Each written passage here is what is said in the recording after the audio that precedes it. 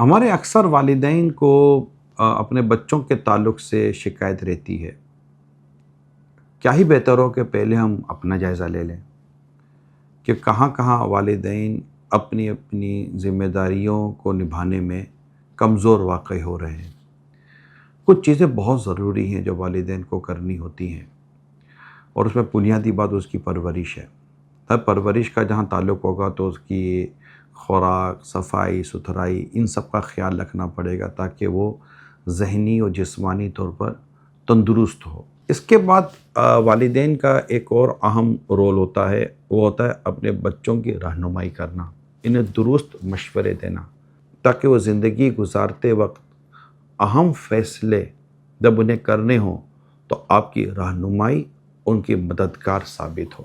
اسی طرح والدین کا ایک اور کام یہ ہوتا ہے کہ اپنے بچوں کی ایک طرح سے جذباتی مدد کے ساتھ ان کی تربیت کرنا، اس کو کہتے ہیں ایموشنل سپورٹ، یہ بہت ضروری ہوتا ہے تاکہ بچے اپنی دینی، مذہبی رشتوں کے تعلق سے، معاشرتی تعلق سے ان کو پتہ ہو کہ ہمارا کردار کیا ہونا چاہیے، ہمارا رول کیا ہونا چاہیے، ہمیں ان کے ساتھ اپنی زندگی کیسے گزارنی ہے۔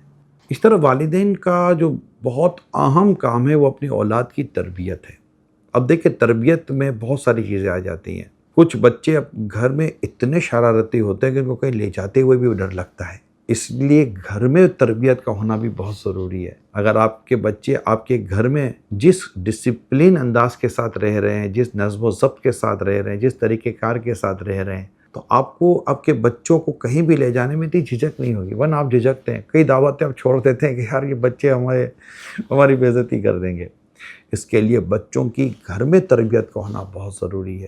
اس طرح کہیں لے کے جائیں تو ان کی تربیت کریں کہ انہوں نے رہنا کیسے ہے۔ اب دیکھتے ہو کہ کبھی کبھی گھر میں مہمان آتے ہیں تو مہمانوں کے لیے جو کچھ رکھتے ہیں بچے پہلے سے اڑا کے لے جاتے ہیں۔ اچھا، یہ تو آپ کے بچے جو میزبان کے بچے ہیں، بعض اوقات مہمان کے بچے ان سے 2 قدم آگے ہوتے ہیں، تو کچھ سمجھ نہیں آ رہی ہوتی کہ کس کا پلڑا بھاری ہے۔ تو بچوں کی تربیت اور انہیں تہذیب سکھانا، یہ بھی والدین کے لیے بہت ہی زیادہ ضروری ہے۔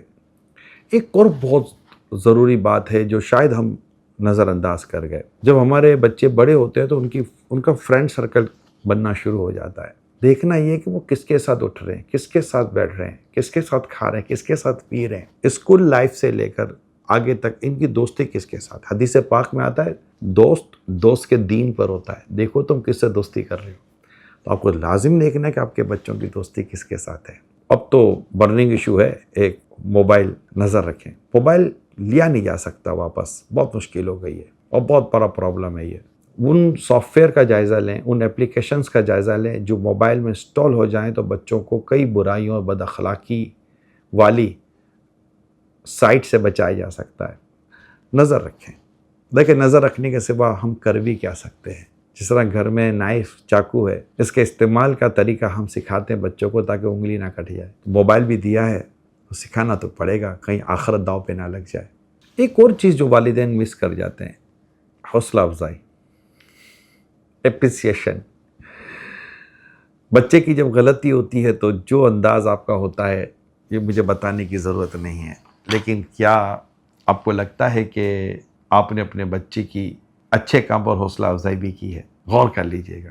ہمارے یہاں حوصلہ افزائی کا بہت زبردست فقدان ہے، بہت بڑی لیکنگ ہے حوصلہ افزائی۔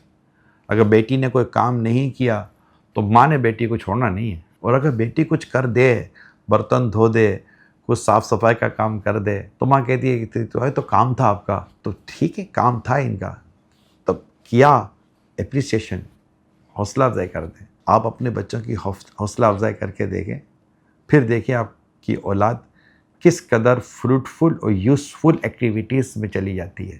لہٰذا کہتے ہیں 2 آنکھوں سے دیکھنے کی عادت پیدا کریں۔ ایک آنکھ اصلاح کرتی ہے اور ایک آنکھ حوصلہ افزائی کرتی ہے۔ جہاں غلطی دیکھیں وہ اصلاح ضرور کریں طریقے کے مطابق، جہاں اچھا کام دیکھیں وہ حوصلہ افزائی ضرور کریں طریقے کے مطابق۔ اگر صرف اصلاحی کرتے رہیں گے اور حوصلہ افزائی نہیں کریں گے تو بھی ڈس بیلنس، صرف حوصلہ افزائی کرتے رہیں گے، اصلاح نہیں کریں گے تب بھی ڈس بیلنس۔ اور اسلام بیلنس کو پسند کرتا ہے، معتدل انداز ہونا چاہیے، بیلنس کے ساتھ زندگی گزاریں. اللہ نے چاہا دنیا اور آخرت بہتر ہوگی. صلو علی الحبیب صلی اللہ علیہ محمد.